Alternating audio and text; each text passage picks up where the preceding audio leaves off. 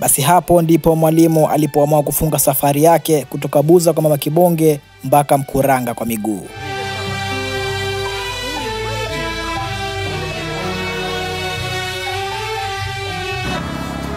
Mwalimu, Mkuranga ni mbali sana. Hatuwezi kufika. Yuda, kaza basi. Hata kidogo, yani hichi tu. Twende mwalimu.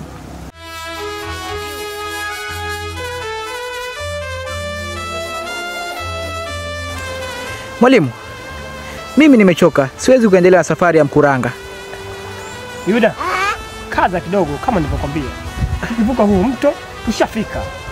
Haya, sawa mwalimu.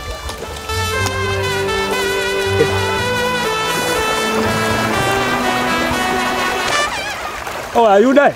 Nini mwalimu? Kwenye simu yako una bando kidogo? Bando la nini tena mwalimu? Request tu mwanangu. Request.